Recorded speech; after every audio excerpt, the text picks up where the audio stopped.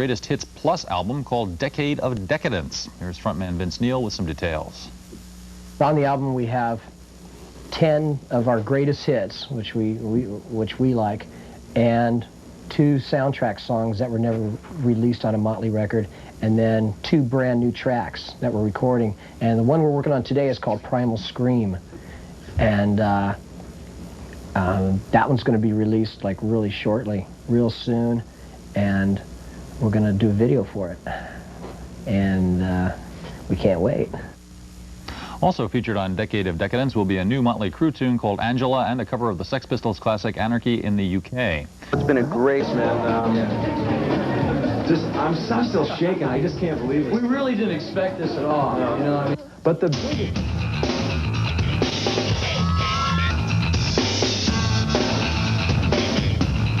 This is a guy that's very Most excellent. most excellent, right there. Most heinous. So listen, Mr. Vince, right? Yeah. Where's the other guys? Working. Really? Yeah. What about you? You're working on the. Whoa, buddy. Wait. What's that? She's got her G-string chilling. What's up? Cheeks are happening. Whoa. So these are all your girls? Yeah. There's 2 of them. There's 3 of them. Friends. They're just your friends? Just friends. You know what friends are. Yeah, okay, dude. Yeah, okay, sure. So, did you go see the movie? Yeah. You like it? It's great. Most excellent. No way. Absolutely. Really? I liked it too. I thought it was really cool. Yeah, it was great. Yeah, it was good. I dug the game playing. Oh yeah, the battleship. I was actually at the bathroom at that time. But they told me about it. The guy that I sat with, he said, dude, you missed the funniest part of the movie. That was and I was fun. really bummed out. That was great. So, Dude, you were guys great at the Roxy, man. Oh, thanks. Yeah, I just want to say that. Thanks, that was nice. Most excellent choice. So you guys are going out on this Monsters of Rock thing? Yeah. Really? Yeah. Think the Black Rose singer's gonna make it, man? Chris? I hope so. No, I mean, he's like been out on the road for like. You know what? Oh yeah, they'll have a good time. They're great. It's a great bill. It's gonna be a lot of fun out there. AC/DC, you guys. Metallica. Queensryche, Black Rose. How long are you going out for? Just 3 weeks. 3 weeks? Yeah, right now we're in the studio recording the Decade of Decadence album. Oh, really? Yeah. That's like 10 years of you guys, right? Yeah. And I want to say something. I'm not really an interviewer, so that's why it's like, a pretty bad interview. I'm not like, Dude, like Chris Conley and those guys are like really like I don't know that stuff. I just kind of like just hanging out. That's okay. Is that okay? We're just winging it. Okay. Want some soda, buddy? Absolutely. Thank you, buddy. You guys check out this video right now. This is Mr. Vince Neil. See you guys. Come back. This is the most excellent party, Bogus Adventure. Flat Just wondering, maybe I could cruise over to your pad tonight and hang out with you. You can get a ride home or something. Dude, you live way too far away, man. That's highly bogus. Really? No way. So what if I just like sponge and hang out on the fold-out couch or something? No, I don't have enough room. Really? Yeah. What about if you just like maybe you just take me in your car just so I can say I know you and hang out with you or something? Dude, I've only got 1 seat in my car. And who's gonna go in that seat? Me. But what about like the extra seat, the passenger seat? Dude, I just had it taken out. I had to have it reupholstered, so they took the seat out, so there would be no place for me to sit. Did I say this isn't an excuse or anything for me not to be my friend or anything? No. So I'm an okay guy, you just don't want me like hanging and sponging, right? No, dude, any other time, you call me. My number's 555-5555. Really? Yeah, you call me anytime. Do you got a pen? Let me write that down. You don't have a pen? No, I don't have a pen either. Do you have a pen? Anyone have a pen? Okay, 555. I'm writing down his number. I'll write it here. 555-5555. And I could call you any other time? You can call me anytime. Is it 818? No, it's area code 1203. And you don't have a machine if I need to leave? I'll leave a message, dude. I don't care. Leave a message. Leave a message. It's always on. Okay. Rose, who's very preoccupied trying to finish off the group's long-delayed new albums for an August 27th release, and Mötley Crüe singer Vince Neil, who wants Rose to drop everything and duke it out with him in a boxing match. There's been bad blood between these two bands for at least the last 3 years, ever since Guns guitarist Izzy Stradlin reportedly put some rude moves on Neil's wife, the former exotic performer Cherise, at a Los Angeles rock club called the Cat House. Several months later, when Stradlin and Rose made an appearance at the MTV Video Music Awards show, Neil was lying in wait when they came off stage and hit Stradlin with a sucker punch. Then, in an interview with MTV News that aired last September, Rose had this to say about Neil. It's funny because Izzy's like going, because people think it's going to happen sooner or later or whatever, and it's like that Vince and I'll get into it or something, you know, and Izzy laughs because he's like, that guy, you know, had a full-on free shot, you know, and hit like a powder puff, you know, and he was like, so it's like, it's pretty scary if the guy thinks about a real hassle. You know, I put in a magazine, you know, anytime he wants it anywhere, Atlantic City, I don't care. We'll put money on it, you know. I don't care, you know, and then he tried to turn it around and say the same thing, but, you know, the invitation's there. I'm easy to find. After mulling that over for, well, almost a year, Vince Neil, who's reportedly just separated from his wife Cherise, sat down with MTV News this week and issued this challenge. He said a lot of bad things about me the last few years, and a lot of threats. And even on, I remember one of your guys' shows before the MTV Awards, and where he said, well, anytime, any place, and right now, I want to put an end to this, and what I want is, Axl, if you're watching this, I want to challenge you to a fight. I'm going to give you the time, and I'm going to give you the place, and there's no backing out now, buddy, and it's time to put up or shut up. I'd like to do it at an arena where people can come and see. I'd like to have it televised. I want the whole world to see this fight. And it's going to be, I think it'll be great. I'm really psyched for it.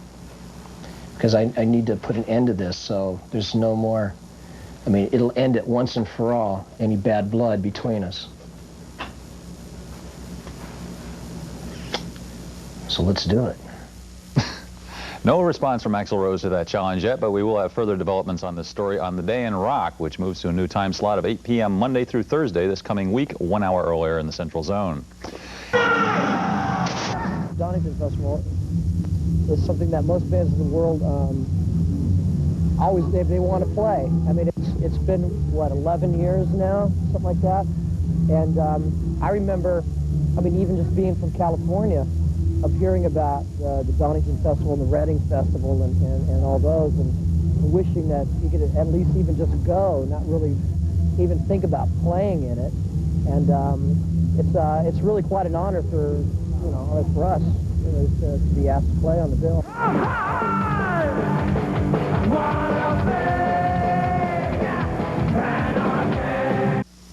That was Kickstart My Heart by Mötley Crüe, here with Vince Neil. Mötley Crüe, we're backstage at the Monsters Rock Festival at Castle Donington, England. You just got off stage. Now, you guys played here back in 1984 when you just like were first breaking it to the European public. 7 years ago. Any different? Yeah, we're sober. I mean, but when you guys went on stage, like in 84, you must have been like pretty nervous. Yeah, I mean, people were really winding us up back then because there's this thing about like the opening act at Donington, whereas you know, they throw things at you and they, you know, and they just kind of mess around with you. The crowd is, and so a lot of people wound us up about that. And did they throw things at you then? No, actually, no. I mean, they made it seem a lot worse than it really was. We went out there scared, but it was great. We had a good time. It was with AC/DC too. Yeah, it was strange. But tonight you got to go out there and like play, and everybody knew your song. Yeah, everybody was singing along and jumping around, and it was a lot of fun. It was great. Right on. We'll be back as the Monsters of Rock weekend continues backstage at the Monsters of Rock Festival at Castle Donington, England.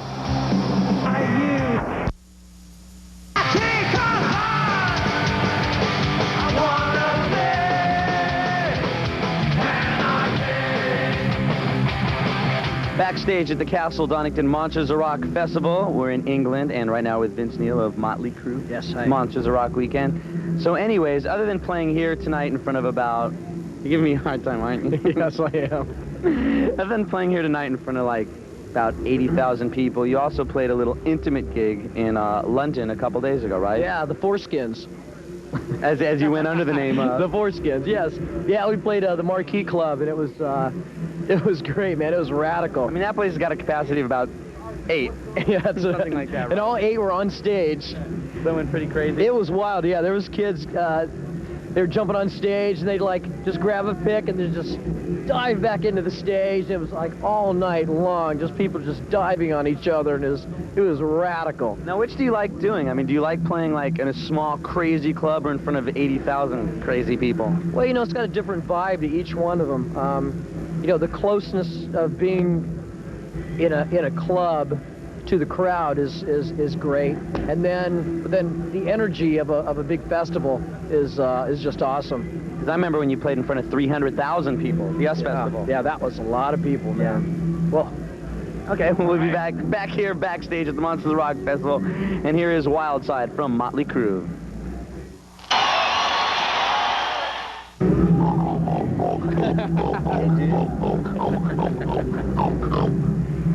And anyway, we're backstage here at the Castle Donington Festival for the Monsters of Rock, and it is a Monsters of Rock weekend here on MTV. That was Mick, and we're here with Vince. That's the usual comment, and we're here with Vince of Mötley Crüe. Now, you guys have been together for 10 years now, and you're celebrating that with a sort of new record, right? Mm-hmm. Decade of Decadence. It's not really a best of album. It's more like we think of it as a celebration of our 10 years together. We took 2 songs from each of the last 5 albums, and some stuff that a lot of people didn't hear, like Teaser and Rock and Roll Junkie. Then we wrote 2 new songs. Yeah, tell us about the new songs. Well, one song is called Primal Scream, which we just shot a video for it just last week, and that should be coming out pretty soon. And it's heavy. It's great. And you guys also played that live tonight, right? Yeah, we did. How's the new stuff going over live? I think we'll cut it from the next one. Okay, we'll be back as the Monsters of Rock weekend continues from Castle Donington, England.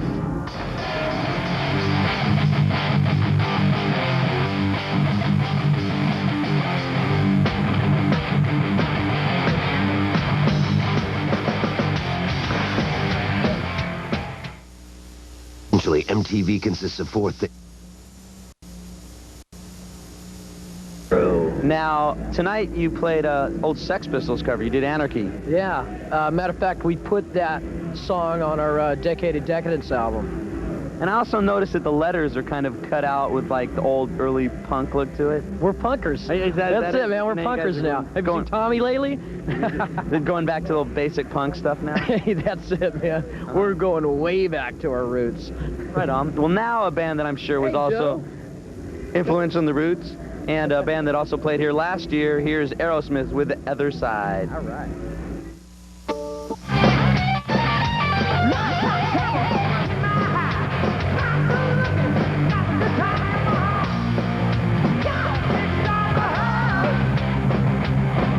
It's a Monsters of Rock weekend. We're backstage here at Castle Donington, England, with Vince Neil from The Crüe, one of the bands that like toured up in front of about 80,000 people tonight. Beautiful day, isn't it? Beautiful day. Typical. Looks like it's gonna rain in about 2 seconds. Anyways, we were talking a little earlier about the Decade of Decadence album, which is going to be out real soon. And I understand that you remixed Home Sweet Home. Am I right or am I wrong? Yeah. Home Sweet Home, we're going to actually put out a new video for it, too. The 91 version. And, yeah, we remixed it and sounded choice. It seemed to me like that was a song that had potential of, to me, being like a #1 single, and it was kind of just looked over. Yeah, well, the in a little record bit. company kind of screwed it up. So we're going to try it again. We're going to try it one more time on our way, though. So what's the new Home Sweet Home video going to be like? Give us some hints. You see, there's this dude. Where is he? Well, he's gone now, but we're having this... But there was a guy. There was this dude around here.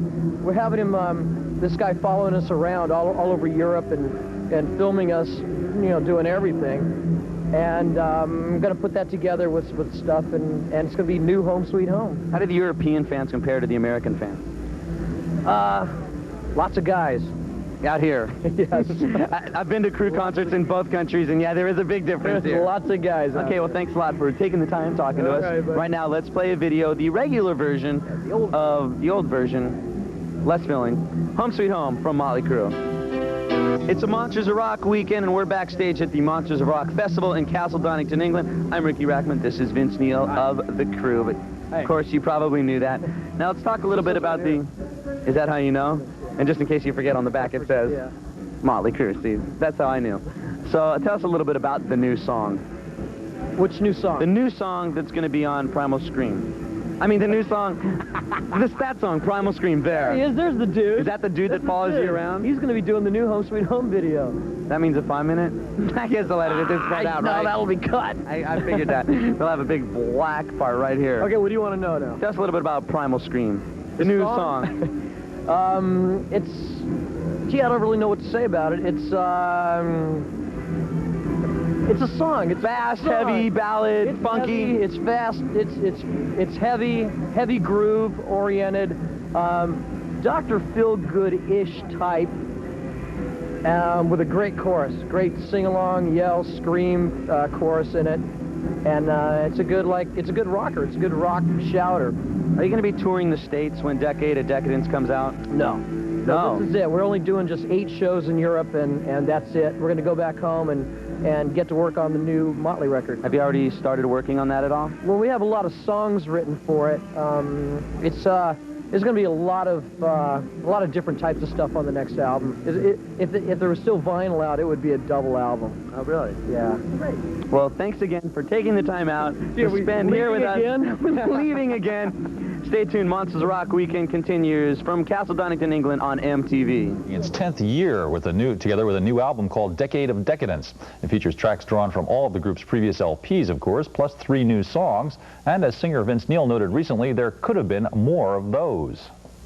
Actually, we had 3 songs we were going to put on this record, but we were messing around with Anarchy in the UK, and we decided to take one of them off, which is a song called Punched in the Teeth by Love.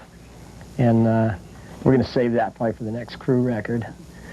And but the other song is called Angela, and which is kind of like it reminds me of kind of like Don't Go Away Mad a little bit type of feel. But Primal Scream is full-on, blown-out rock. It's great. It's heavy.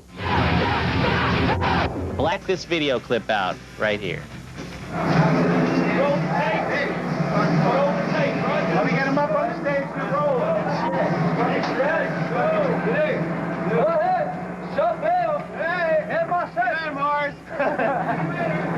Yeah, that's right. Vince Neil from Mötley Crüe, the new blood double knit guy. Number 2 on the pop albums chart with its greatest hits album, Decade of Decadence. In fact, the album entered the chart at number 2 this week. Frontman Vince Neil talked to MTV News about how the collection came together and how it feels to look back on your own career 10 years down the line.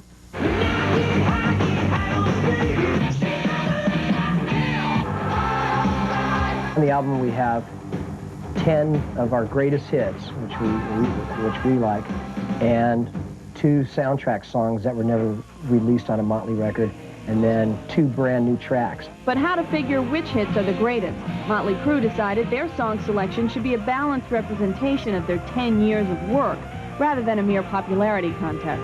When the Dr.Feelgood, when it came to the decision on what songs should be on there, you know, of course we wanted to put Dr.Feelgood on, but then there's so many other good songs like Same Old Situation. Should that be on there, or Don't Go Away Mad,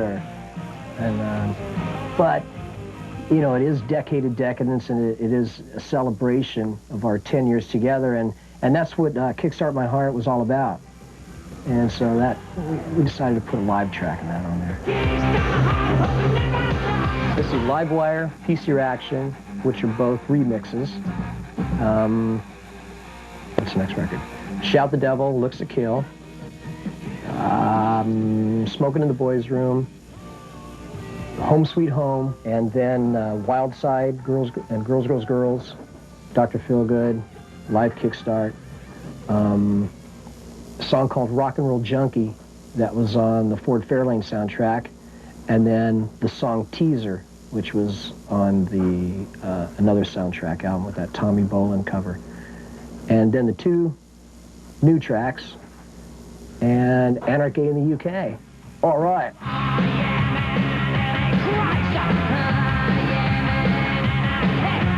Anarchy in the UK, a cover of the Sex Pistols classic, is one of the previously unreleased tracks Crüe threw into Decade of Decadence.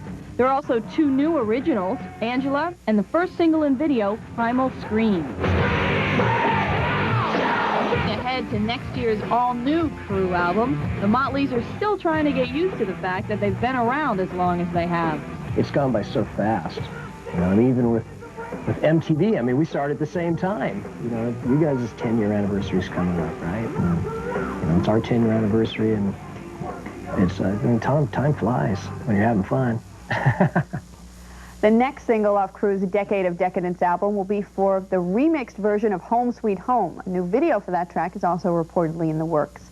Time now to take a look. Latest, of course, I guess ever since Dial MTV, pretty much, Crüe probably, my guess would be one of the strongest bands in terms of like average number of chart positions on MTV's Most Wanted and Dial MTV. Back again with another one. Cool. Anarchy, a song that the very eccentric classical pianist you guys cover. Were you into the Sex Pistols? And oh yeah, yeah. I mean, we grew up with them. Yeah. Crank it up before we go out and play live and get fired up. And Vince one day goes, "Man, we should do this song." And we went out and we were recording Primal and Primal Scream and Angela for the Decade record, and we just said, let's just try it. And, of course, we're like Vince ripped that in one take, and we just kept. We said, don't do anything to it. It's perfect. Oh, flatter will get you everywhere. Right there, you go. My man, he ripped it, man. It's one great. take. It was great, man. It's such a great way to end an album called Decade of Decadence. Right. You know, and right after the record came out, I got a call from Johnny Ratt. Oh, this is great. Do you know Lydon? No, I'd never met him, and he called me up at my house, and he goes, "Hey mate, I just heard it, and it's brilliant." And I'm like, whoa! So I get on the phone, I'm calling Tommy, I call Nicky, I go, dude, guess who just called me, man? Right. And it's not easy to get a compliment out of it. Yeah, it's everything. Right. Oh man, but not really. You guys aren't really pushing the political end of the song that much, are you? Just more the just the vibe, the anarchy of it all. Yeah, the vibe. Cool. Well, let's have a look at it now. A video pretty much shot around the world, as I understand. All through Europe, yeah. Monsters of Rock. Cool. We're back to Most Wanted, where we just saw a little while ago, we just saw number 7, Anarchy in the UK from these guys, and I understand now we're going to have to diss everybody above you, basically. Exactly, yeah. Hopefully, your appearance alone will help push Anarchy up. Yeah, you can turn it off now. No, don't do that. Because we got get that in there. Yeah, pump it up, man. Pump it back up. Well, the other thing I was going to ask you about Anarchy is the cover art for Decade is very similar to the old Sex Pistols artwork. Was that a deliberate thing too? I mean, well, we wanted something that that was kind of punky, you know, with the cutout letters and everything, and we've always wanted to do like a collage type thing. So what we did is there's this one guy, he's like a fan, and everybody in the band gave him all their old scrapbook stuff, and we gave everything to him and had him put it together as like a fan's point of view.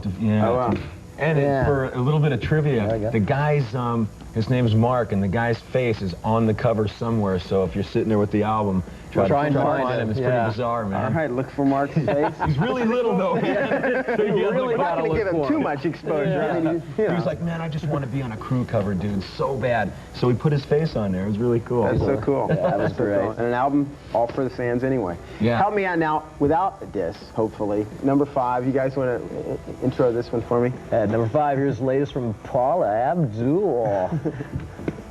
Blowing kisses in the wind. That was your part. He's Most Wanted, the first of 3 straight shows with Mötley Crüe. They are going to be straight. All right, dude. Right on, man. Hang out today with Tommy and Vince, and we're up to number 3 for the day by your votes. Skid Row and their latest, which I'm sure you guys have seen this video. Yeah, sort of pretty heavy, like anti-drug message in this one, and I'm just curious about that. I mean, I know that you guys, at least the last couple of years or so, have been talking about, you know, getting things straight in your own lives and stuff, but musically, you never like to seem to put out heavy sort of, you know, hit them over the head messages about things like that. It's pretty much, you know, about having a good time. Is that something you want to stay away from for the most part, as far as like doing messages like that in your music? Yeah. Yep. Yep. Okay. To put it in a few words. Yep. Yeah. You know, we don't like to preach to anybody because we don't like people preaching to us, so we just kind of you know, write about having a good time and experiences. You know, some are good and some are bad, but taking care of your own life, but not telling people. Yeah, don't tell people what to do or how to live theirs. Yeah. Yeah. You fans of Skids? Yeah, right on. Bros. From Slave to the Grind, it's their latest, Wasted Time. Enjoy it. We'll be back with more of these guys in just a bit. Outside, these guys, I know, personal fans of Mark Wahlberg. Is that right? Absolutely. Nikki is. Nikki is. Where's Rich? All right. All right, moving on with Most Wanted. Now, on Friday, before we get to this next one, I want to tell these guys that on Friday we're going to world premiere the brand new one from you guys, the new version of Home Sweet Home from Decade of Decadence. Great. But this is the one that pretty much started it all. Before we see this, the original Home Sweet Home, any thoughts of this video and what it meant in terms of, you know, you guys? And certainly did well on Dial MTV. Yeah. This was like, we were both young. MTV was young. We were young, and it was great. Hey, we're still young. Well, we're still young. We're all still young. Always worth one more play. In fact, who knows? It's probably still getting phone calls. They just disqualified it. Here it is, the original Home Sweet Home from the Crüe. Wrap things up for this edition of MTV's Most Wanted, but hey, the fun is only beginning because we got 2 more days with the Crüe tomorrow. Hey, John, me and Tommy have nowhere to sleep. Can we stay here at the set till Friday or your house or something? Yeah, I'm sure we can find somewhere like around here. Bags? Yeah, the Times Square Motel right down the street. I think they've got some rooms available. Thanks, dude. No problem. Thanks. Watch Friday. I want to remind you guys, besides having these guys on for 2 more days, the world premiere of the new one, Home Sweet Home, at 5 p.m. 4 Central. That's how we're going to kick off Friday's show. Tomorrow, Mr. Sixx and Mr. Mars are going to be here, correct? 5 p.m. There you go. That's right.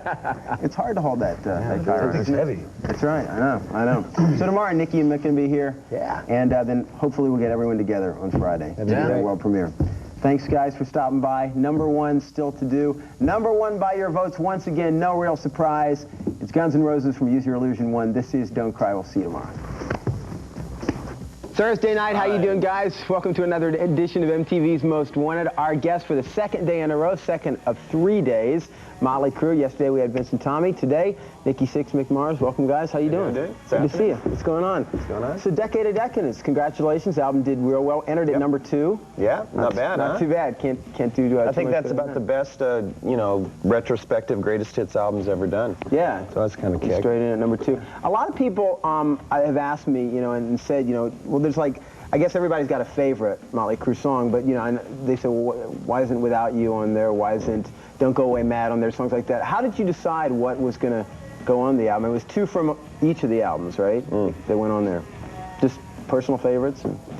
Don't be poking on me, bud. We just picked 2 songs from each album that we felt represented the album, basically. Yeah. Whether they were hits or not hits, whatever we, felt that were the best songs from that album that represented where we were at the time. Because we changed, through the years. And, you look back and think about the first album, Live Wire and Piece of Your Action, is really what that album's all about, first album. Right. So it gives a better overview, really, of what you guys have gone through musically. Yeah. It's definitely not a greatest hits. Yeah. Because we left a lot of, singles and video things off, which will be cool when we put out Decade of Decadence, the video package. Those will be on that. Oh, really? Okay. Yeah. So it'll be different. Yeah, it'll be nice. Terrific. All right, well, we got Anarchy in the UK, the latest from Decade of Decadence, coming up in just a few minutes. But before we start our countdown of the most requested videos of the day by your votes, time to take another look at the latest video from Michael Jackson. Hopefully you saw the world premiere of this one about an hour and a half ago. If you guys didn't see it, it's your chance to catch it right now. Here it is, the latest from Michael from the album Dangerous. This is Black or White. Dangerous. Tonight edition of Most Wanted, our guests Nikki Sixx and Mick Mars from the Crüe. Now, we just saw the full-length version of Michael Jackson's Black or White, and it's time to kick things off with our countdown tonight at number 6. By the way, I want to remind you, just to recap, number 8 today was Lita Ford, her latest Shot of Poison. Number 7, Boys to Men, and It's So Hard to Say Goodbye. But that brings us to number 6, and what do you know? What a way to start off this show. The latest from you guys, Anarchy in the UK from Decade of Decadence. Yeah. Pulling in a lot of phone calls, even though it hasn't been on that long. Yeah, it's the Crüe heads. Yeah, they know it's out there. The Crüe heads, they're diehard. It's cool. Now, I asked Vince yesterday about the song, the decision to do the song Anarchy, but as far as this video goes, I understand it was shot in Europe. Yeah, just live. Took a cameraman with us and just told him to shoot whatever he wanted. and he put all the pieces together for, you know, with the music of Anarchy, but it was going to be for us. It wasn't meant to be, you know, viewed. And the first time you guys saw it, it was pretty rude, you know, right? Yeah. So we had to put black boxes over things and stuff, and now this is sort of a edited version for MTV. Slightly cleaned up version. But there'll be the other one. The original one is going to be available on video. Decade of Decadence, the videos. Yeah. Cool. So check that out. When you played it over in England, people have a good reaction to that song. I mean, obviously a classic song in the UK. You know. See 70,000 kids pogoing. Unbelievable. Terrific. Yeah, it was great. All right, check it out. Here it is, coming in at number 6 for the day. And also want to remind you guys, the new video, Home Sweet Home, is going to world premiere tomorrow. Yeah. On Most Wanted. We're going to kick off the show with that one. 5 p.m., 4 o'clock Central. In the meantime, we got Anarchy in the UK. Here's the crew. Back to MTV's Most Wanted. Hilarity reigns here in the studio today. Mötley Crüe, our guest today. I know, unfortunately. It's too bad. But talking about Decade of Decadence, you guys, it's an album that celebrates 10 years of being out there and doing it. And basically, you're the only band that I can think of who emerged around that time that is still around to do a decade, or at least, you know, happening. What do you think it is that's, you know, that's made you guys survive, so to speak? I think because we change, take chances, musical chances. You know, for a while we were changing image-wise too. We would do different things, and it was all kind of done in shock. Right. You know, it was like, this is what's in, we'll go against the grain, we'll do excessive makeup, or we'll have no makeup because all makeup's in, or whatever. Now we've, like the last couple albums, we've just settled into just being musicians, and we're taking a lot of chances musically. And the next album we're doing, it's going to be way out there. It's a lot more aggressive. There's a lot of new bands out there that are pushing our buttons, like Nirvana, Galactic Cowboys, Soundgarden, you know, a lot of bands that make us sit down as songwriters and go, you know, we've got to push, we've got to do more. So it's good for you, the competition? Yeah, sure. Yeah. As long as we're on top. Well, exactly. Well, hopefully they're going to stay there. Coming up in just a few minutes, we got another band that I guess qualifies as competition in a way, Skid Row. They're coming up. Yeah, but they're our buds. Absolutely. We took them on tour, and it was a great package. Right. Yeah. They got Wasted Time. That's coming up in just a minute, but right now, at number 5, the latest from Hammer. Adam's Groove from Adam's Family. No competition here. No competition. Hey, wait a minute. We got the top three video requests of the day to come here on Most Wanted, but our guest today, Mötley Crüe, Nicky and Mick hanging out, and of course, Decade of Decadence, which we've been talking about all hour long. Another thing I wanted to ask you guys about this record, I mean, as far as competition, what we were talking about, a little bit of competition kind of helps spur you on, you know, the new bands that are out there today. Is it now that we've seen all these hard rock, you know, bands entering at number 1, number 2 in the charts? I mean, is it even the new chart system? Does that even make it that much more intense? Do you think? Actually, you know what I think the goal is now is to stay in the top 20.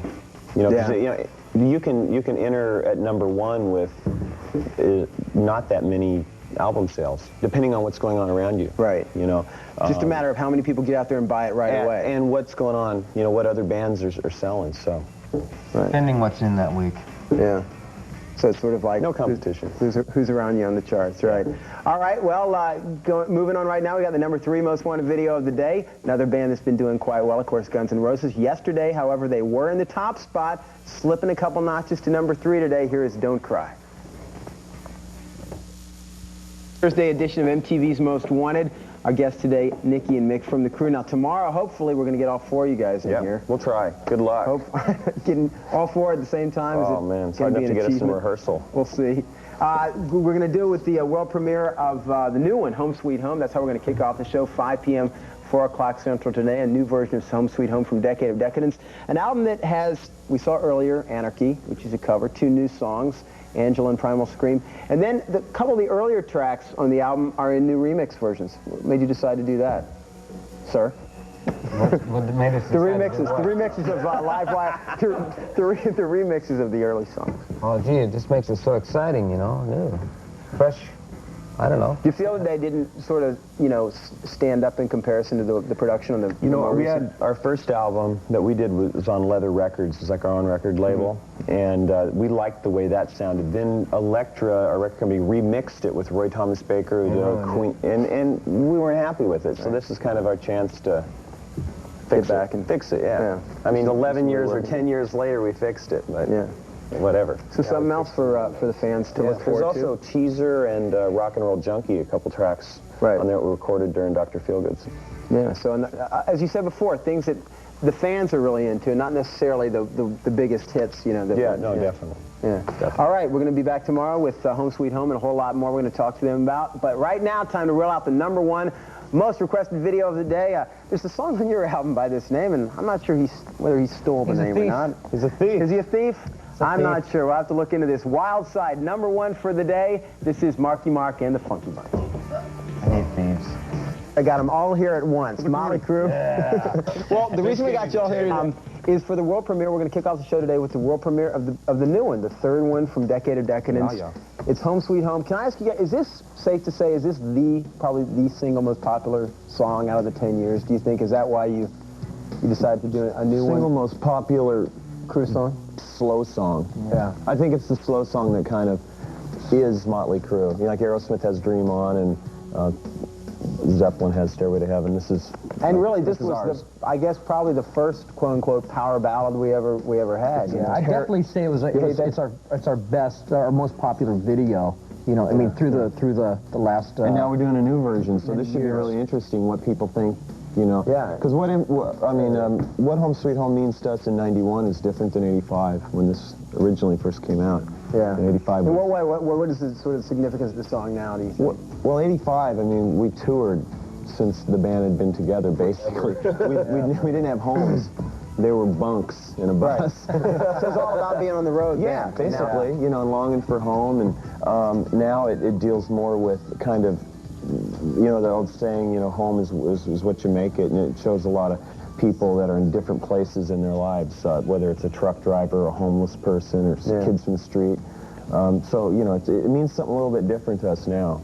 Yeah, we didn't want to make a Home Sweet Home 2 and try to compete with the original ones. We kind of wanted to go in a different direction. Well, it is very different. Black and white to be sure that it was totally different. And it's not, you know, obviously playing live on stage or in the studio playing and stuff. So.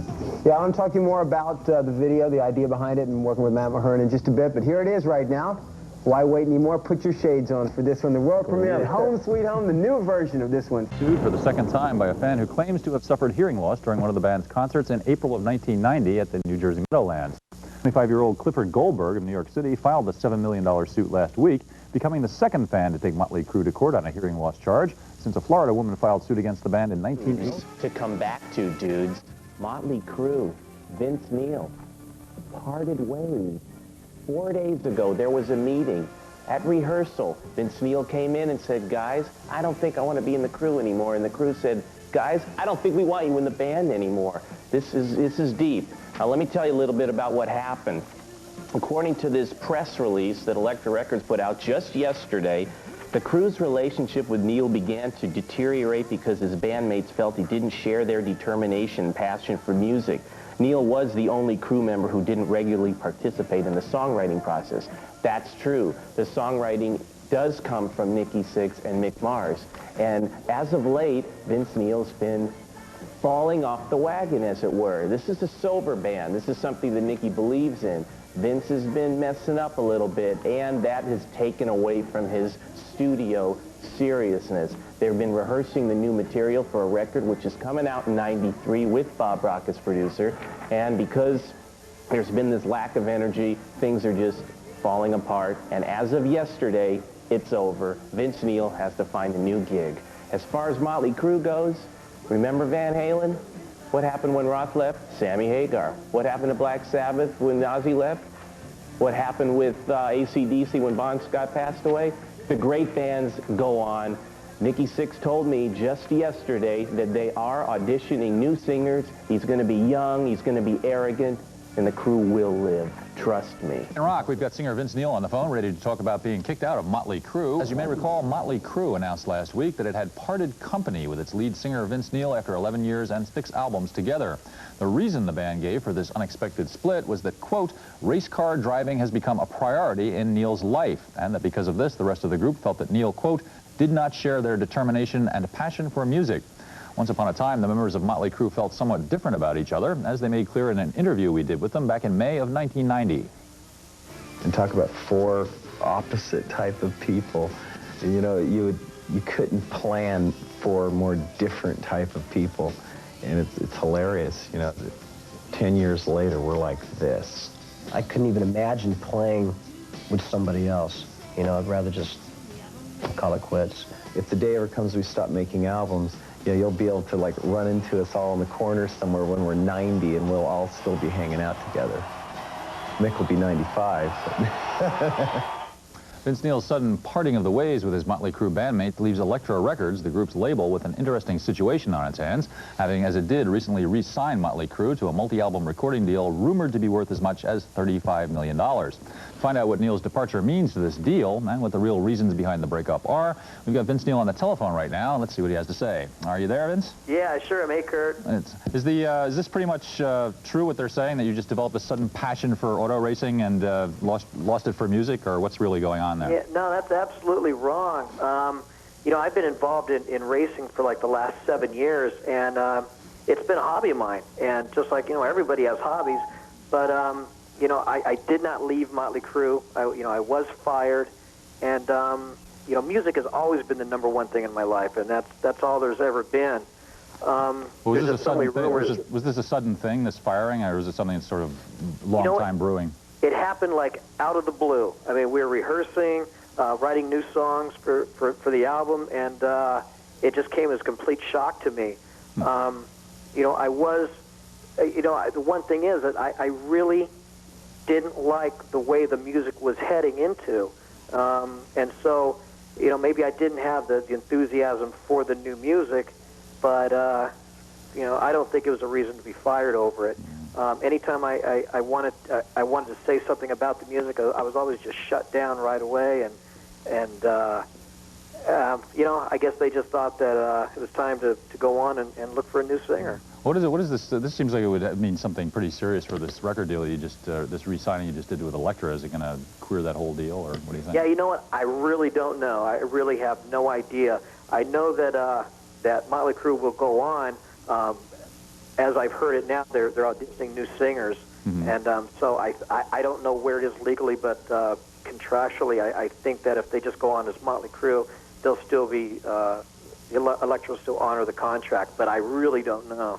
What are you going to do yourself? Have you planned that yet? Yeah, actually, I'm really jazzed about starting a solo career, and all my buddies from all kinds of other bands, you know, are like, hey, dude, man, you know, I want to play on your record, and it's just great. I think.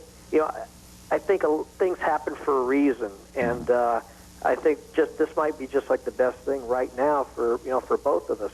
I feel really sorry, you know, and really sad for the fans because I mean, Mötley Crüe, I think was one of the greatest bands there ever was, and it's really sad to not be part of it anymore. But you know, it really wasn't my decision. Okay. Well, you say they were doing the kind of music that you sort of didn't like, but they're not trying to do a Paul Abdul record or anything like that, right? It was getting close. Let's put it that way. Something to look forward to.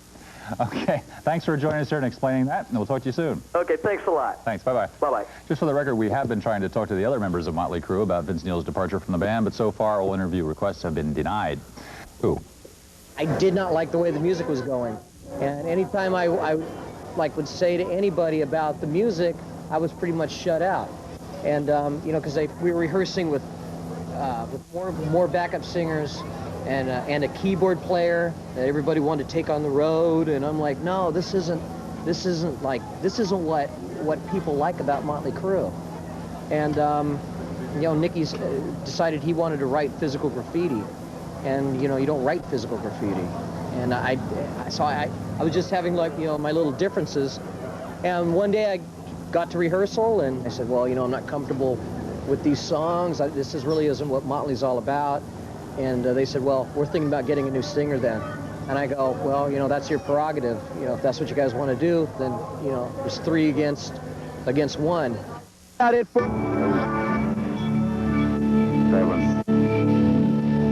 6, 5, 4, 3, 2,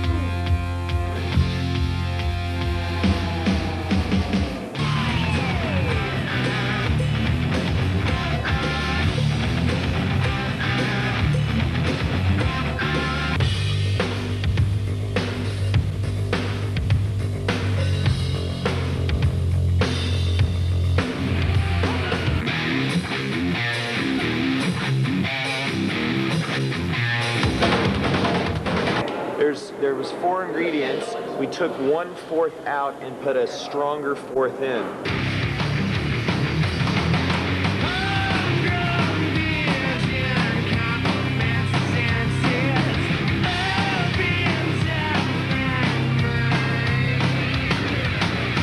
It's the first time we've been a band in 4 equal components.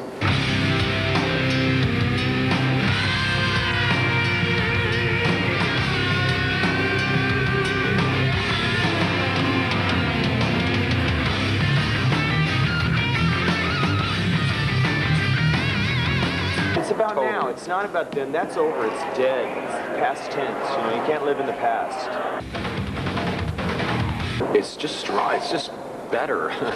Better, faster, louder.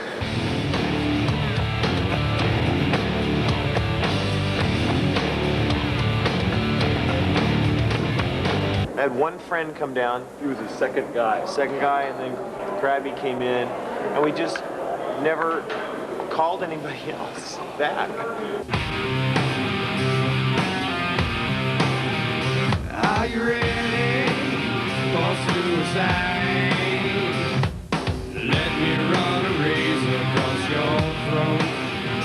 Choke a child on the ride now.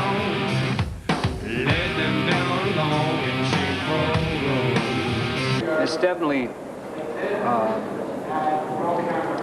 made me expound more on what I can do, like on records and whatever, because he can play a lot of parts that normally I wouldn't, you know, put on records, because on a live situation, you know, I wouldn't be able to cover all the parts. But with John playing guitar as well, it's opened it up a lot.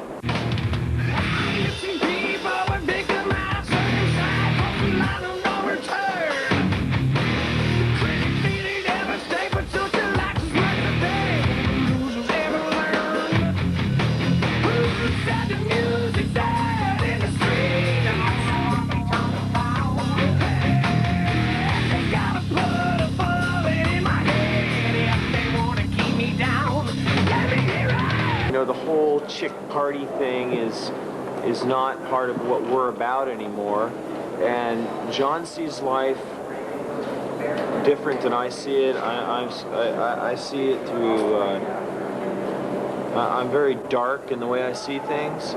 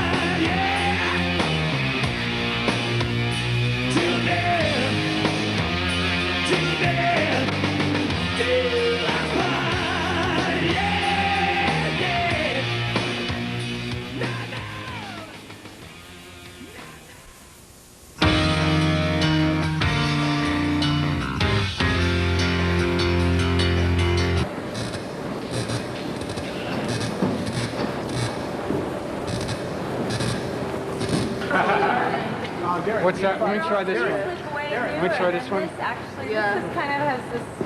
Did you try this one on yet? No. Let me try that one. No, I like it like that. Yeah. Do you want to get in more over the droogs or anything? Well, I might change things up with this, but I like the position where it is now. It's great. The big box, big cardboard box. Guys, listen up, please.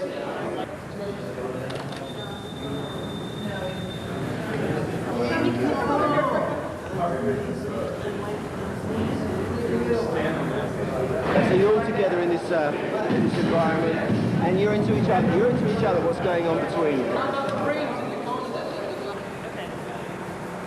Me and Mick? Empty that out. You need us with guitars? Yes. Okay. We need my Thunderbird and Mick's. What do you want for the cover, Mick?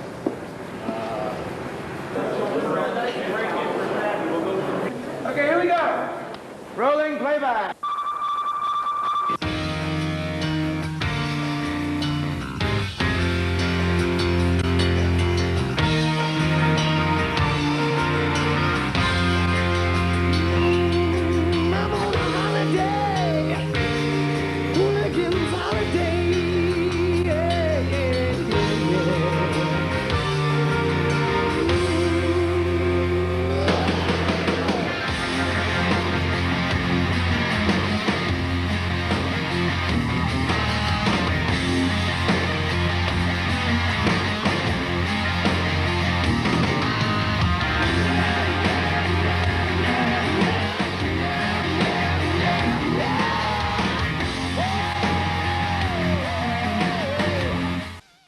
the full-on Star Trip. Limos, chicks. Grand prize winner also receives a crew pack.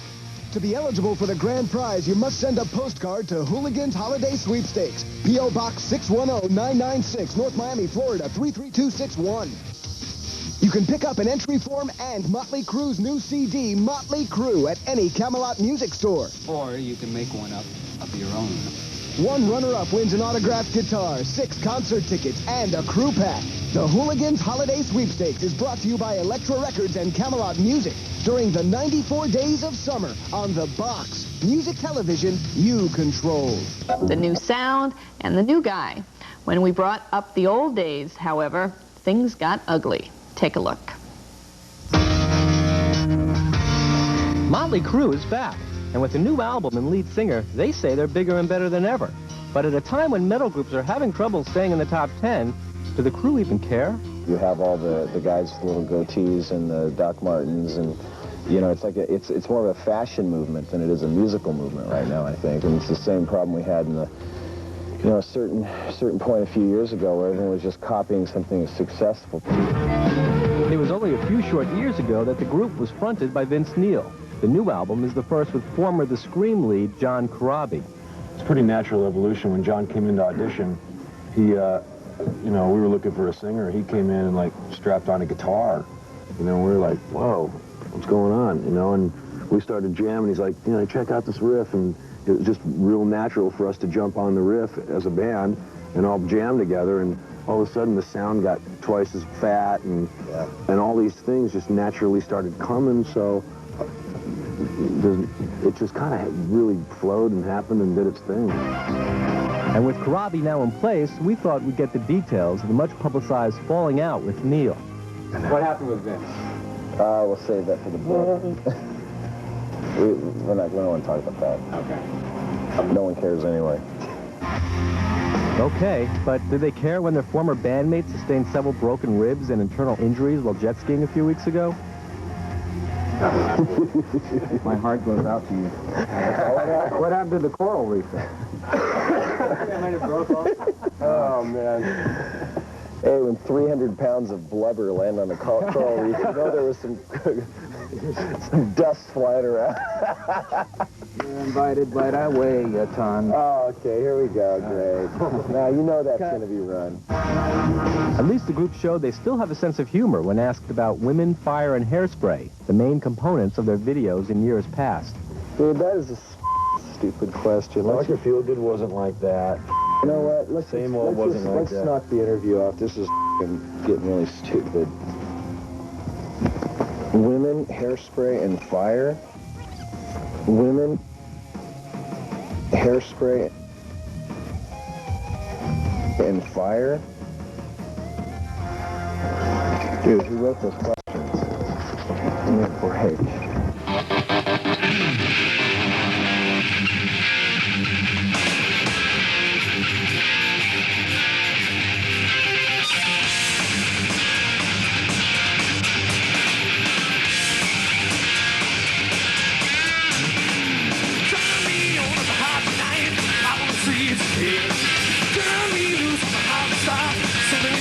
Take my fist, break them walls, I'll top tonight. No, better turn me loose, better stand free, 'cause I'm high, I'm young, I'm running free, a little bit better than we used to be. Love wire, I'm a love wire, love wire, love wire.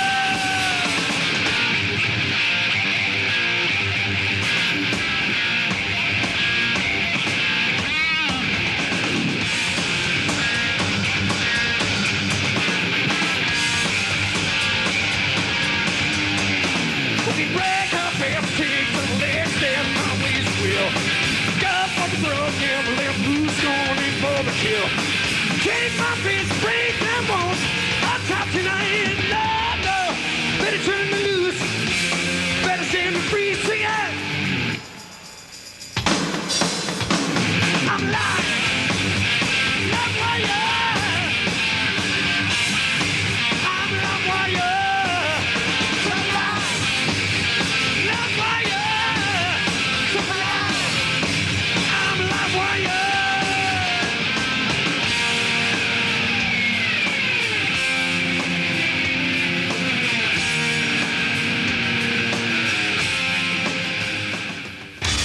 ですね。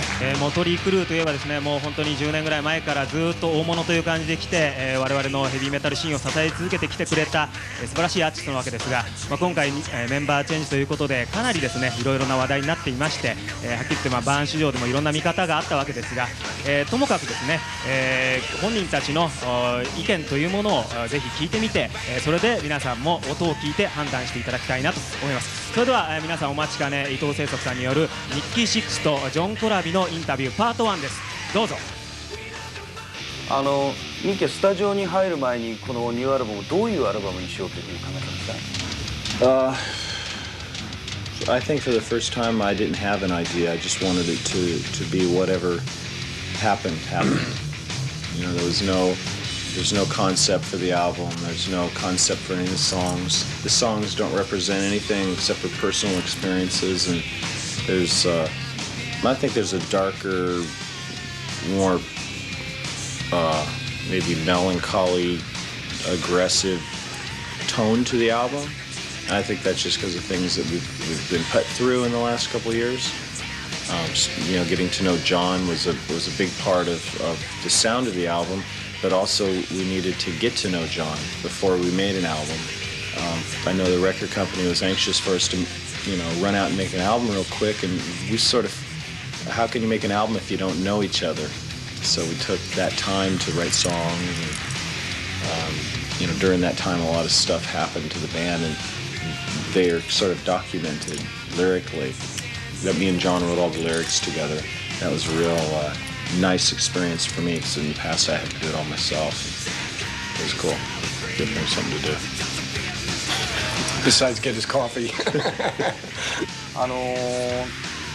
今までと違って表現の幅が出てるというか、やりたいことが今まで以上に全部できたんじゃないかと思うんですけど、そんないかがですか？I guess we just, you know, we've always changed from album to album. We're just able to do more versatile styles of music with, you know, with John as a vocalist, rather than the past Vince was more of a stylist. And at times that became frustrating, even though that was a bit of a signature.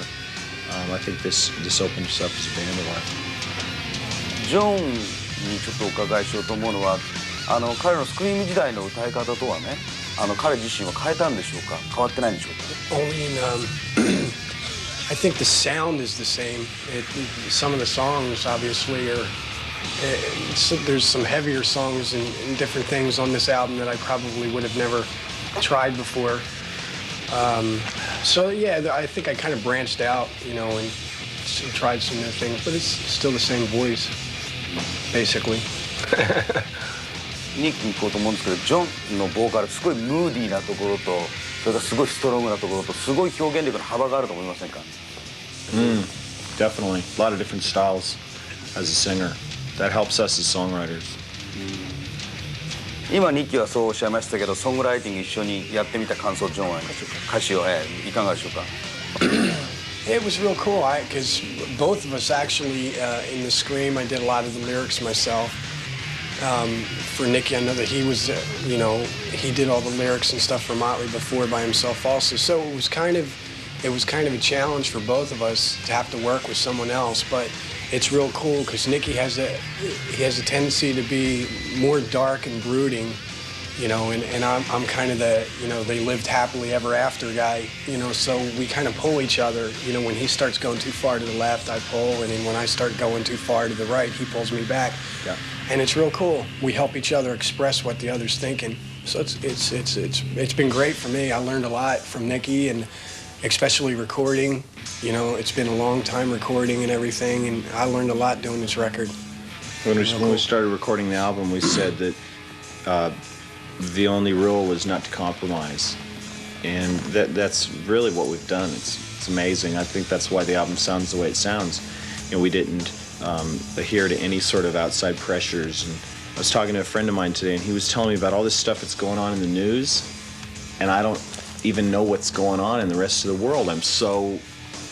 I've just been in this little dark room for so long, making music. It's been a great experience. I'm looking forward to getting out and touring and stuff, but we've been in the studio for a long time, and just to make the album perfect, you know, whatever perfect means to us, but you know, no compromise. 今回この4人が集まったことでお互いが自分の新しい可能性がガンガン出てきたんじゃないですか。I mean, it's a place we were headed with Vince in the band, but we were unable to quite get there, and something he didn't want. He wanted to hang on to the party guy, dude, chasing girls image, and that's fine, you know, if that's what he wants. I don't like to do anything twice, and we won't do this album ever again either. Who knows? Maybe that's what our next album will be about. But right now, we needed to reach this goal. We needed to do a physical graffiti, and we wouldn't have been able to make it without John as the, you know, the next link for the band, and Bob Rock pushing us, and all of us pushing ourselves and taking the time to go for it. You know, it's taken a year in the studio. And, you know, if you look at albums the best albums in history were not recorded in 2 weeks and 2 months. Most of them, they're spent time on.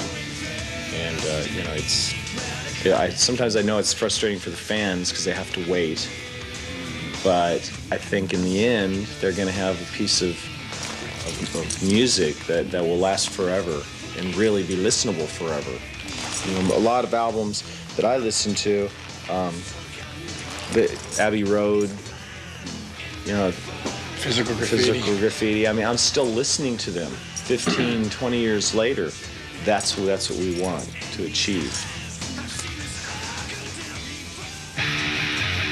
僕自身もですねこの2人に昨年のインタビューしたわけですが、その時感じたのはとにかくですね彼らは今やっていることに非常に自信を持っているし、また満足していると。とにかく満足しているんだということがひしひしと伝わってきたというのが僕の実感でした。それでは続けてパート2をどうぞご覧ください。ジョンはもちろんね昔からモトリはしてたと思うんですけど、実際モトリのメンバーになってみて何かこういうバンドだったのかって新しく気がついたこととかやっぱり思ってた通りだとかどうなんですか？ When you say that, what are you saying? What was the change for me, or what do I think the change was for them? For me, it's really weird. I mean, the guys are really cool with me. I mean, I can't, you know, say that enough. But I mean, I got a few more tattoos. But it's just real good to know that whatever I do contribute musically, from a creative point of view, that I know that a lot of people are going to hear things that I created. You know what I mean, or helped create. And that was kind of disappointing because with my last band, The Scream, we did this album that I'm still proud of. And a lot of people kind of told us that, you know, you guys are going to be the next big thing, you know. And at first I was a little apprehensive about it, but, you know, you kind of start to believe your own hype a little bit. And I was real disappointed that the album didn't do as well as I thought it would do. Or, you know, the fact that we weren't going to be able to do the, you know, arena tours or go to Japan. I've never been there before, you know, so this is real exciting for me. I'm real excited. I'm going to go to see places I've never been, meet audiences I've never met, you know, and I know that a lot of people are going to hear things that I helped create, you know, and that's the main thing. I'm just really excited about that. Plus, I can't wait to meet the chicks.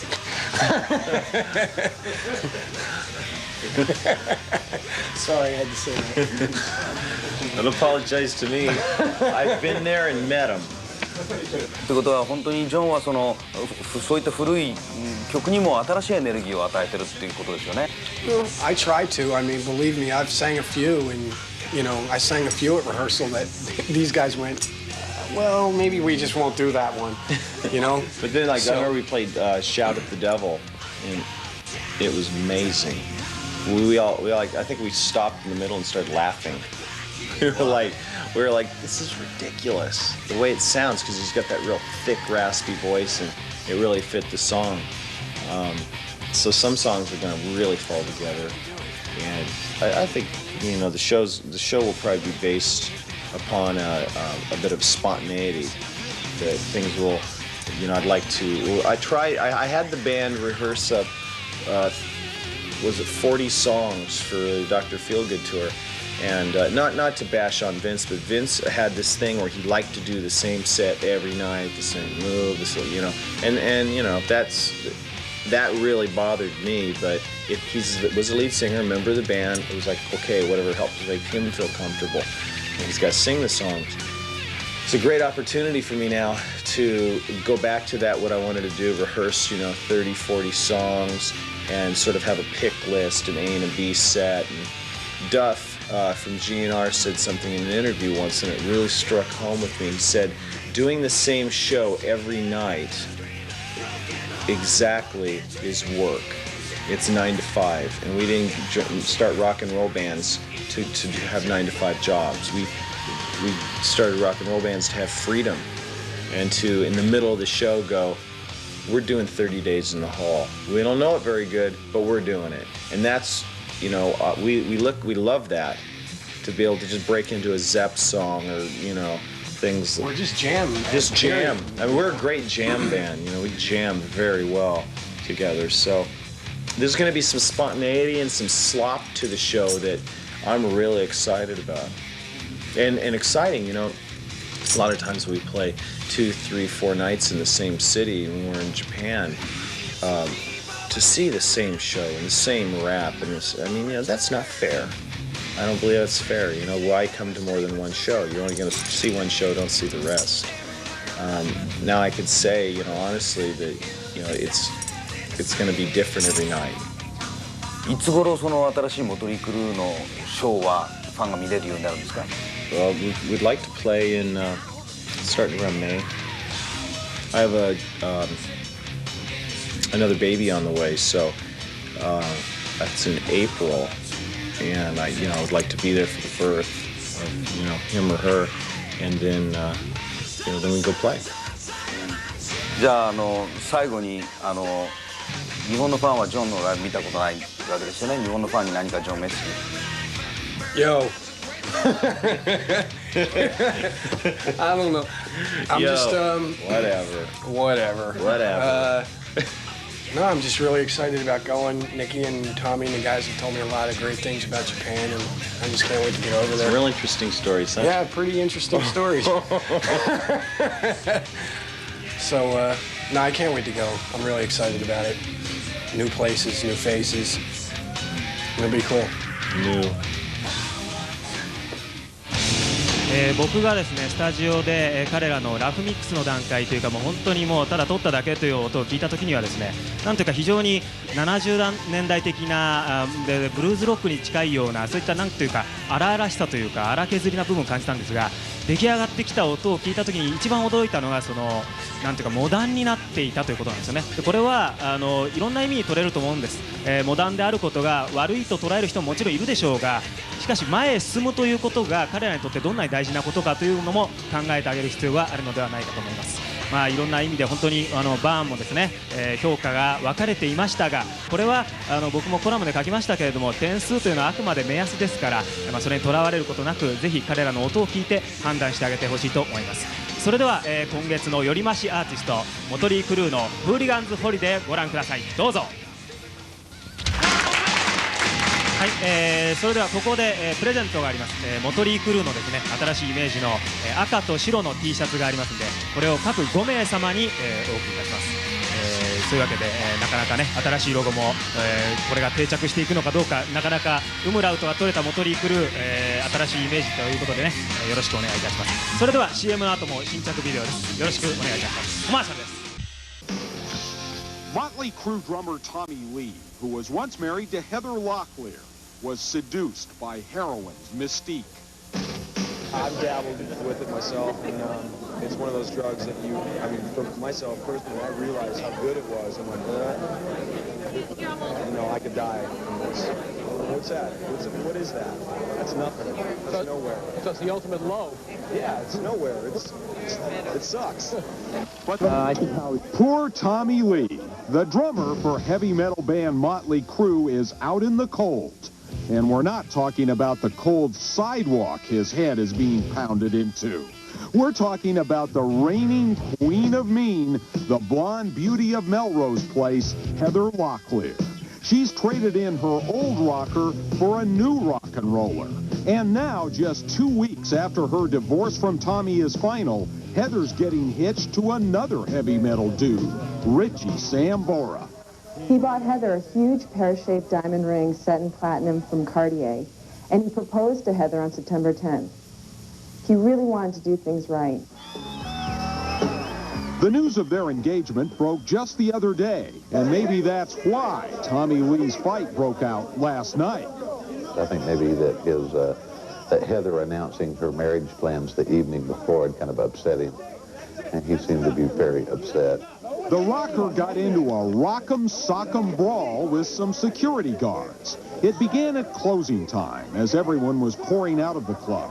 First, Tommy Lee's best friend got pushed around. Whoops, there he goes. Then Tommy Lee gets into the act with a security guard twice his size. When the cops showed up, they didn't use a club to get their man. They went the caveman route and pulled his hair. The police came over, grabbed him by the hair and lifted him up, and he knocked their hand off and struck the officer. So they just grabbed him up, pinned his arms behind his back, and handcuffed him. When I saw the tattoos, I recognized him by the tiger stripe tattoos on his back. But the only way they could calm Tommy's tantrum was to forget the soft words and pull out the pepper spray. This wasn't the first time Tommy Lee's been in trouble with the law. He was arrested last February for trying to pack a pistol in his Samsonite. And his temper's no secret either. Get the f*** out of here. Come on. Hey. Relax, all right? I say get the f*** out of here. What? Ever since he and Heather split, he's been seen on the arm of another blonde video vixen, Bobby Brown. But last night, even she had had enough of Tommy's wild side. While Tommy was getting some heavy metal around his wrists, his date took a walk. She was there in the crowd somewhere, trying to keep it from happening. She was pretty miffed when I saw her leaving alone towards the end of the fight, after he had been put in handcuffs. Heather's the one who took a walk some time ago. We're not quite sure if that's what set Tommy Lee off last night. All we know is he has a new pair of bracelets, and she's got a brand new rock on her finger. Well, Tommy Lee was not arrested. No charges were pressed. Heather Vaughn. Well, you can bob till you drop, but you better fear what you hear. These days, musicians and doctors are singing the same tune, and they hope you get the message loud and clear before it's too late.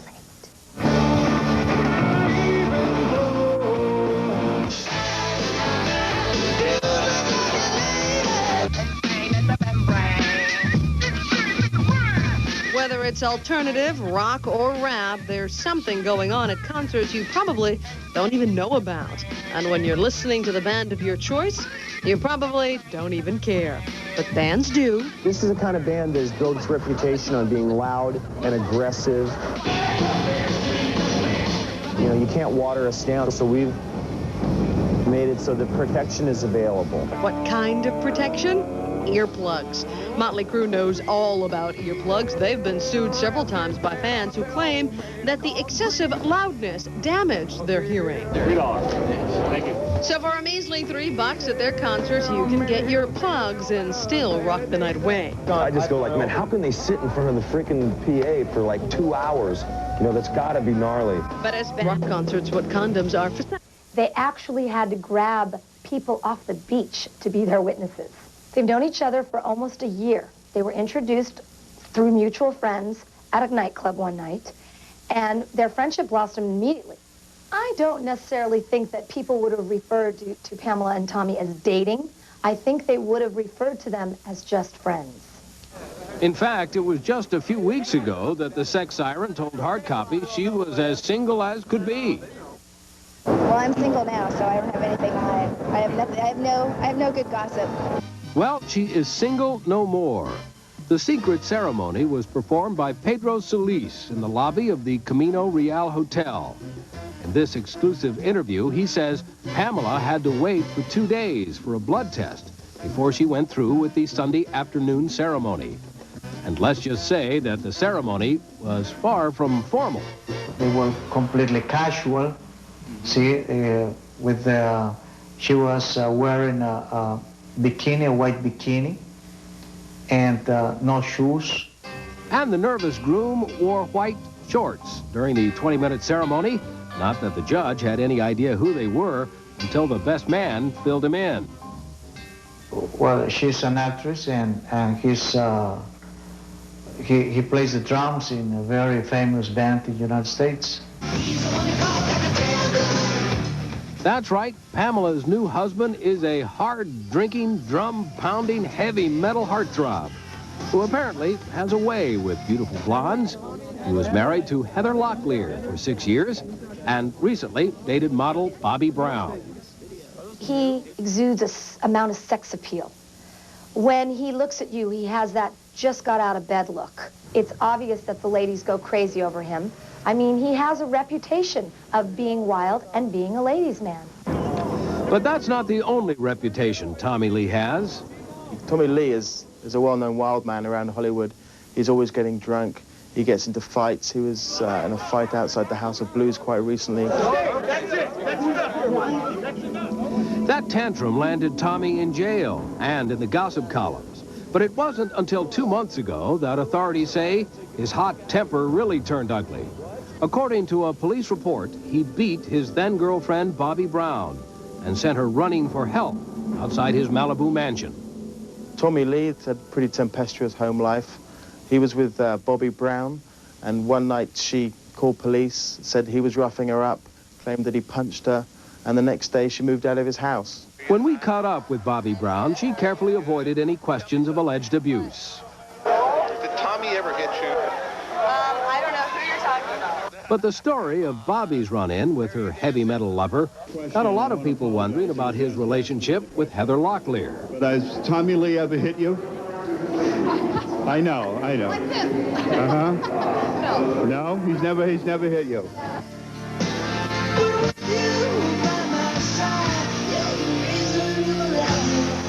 Now that Heather is over Tommy, she just married that other rocker, Richie Sambora, some are wondering if there is more than love motivating Tommy's marriage. Most of Tommy's friends feel that this was kind of a like, I'll show you Heather. I mean, he's not really over Heather. Pamela's friends are thinking it's a possibility since Bret Michaels, her ex-boyfriend, is now dating Nicole Eckert, which is one of Pamela's co-stars on the show Baywatch. It's not only Tommy's way of saying to Heather, I can be happy too, but it's Pamela's way as well. It's another soap opera in the sun, and everyone is wondering, can the Baywatch beauty tame Tommy's wild ways?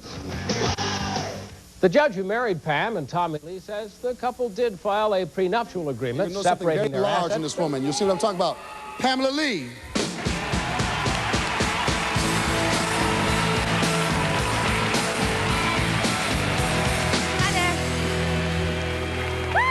Way too excited. Okay, they got tattooed long before it was fashionable. They got pierced long before it became a trend. And they reinvented themselves with every album, refusing to be pigeonholed into any specific genre, format, or category. Their music typifies everything that is wild, unpredictable, uninhibited, outrageous, dangerous, and fun about rock and roll. They're back! Tommy Lee, Nikki Sixx, Nick Mars, and Vince Neil. Ladies and gentlemen, Mötley Crüe! Yeah! Woo!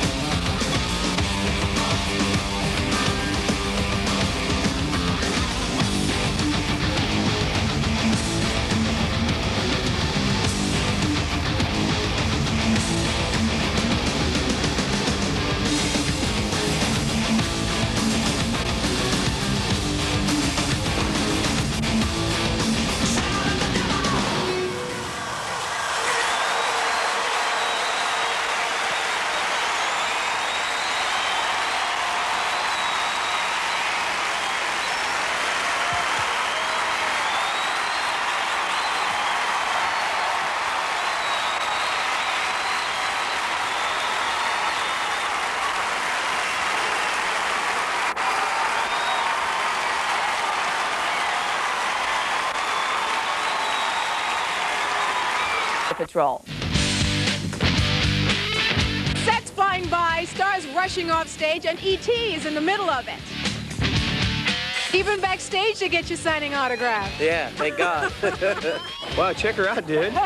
Do you have a curfew? Are you allowed to go party later? Yes, I will be partying later. It hit a fever pitch as Pamela Anderson Lee announced the return of husband Tommy's band, Mötley Crüe. Yeah, she did cool.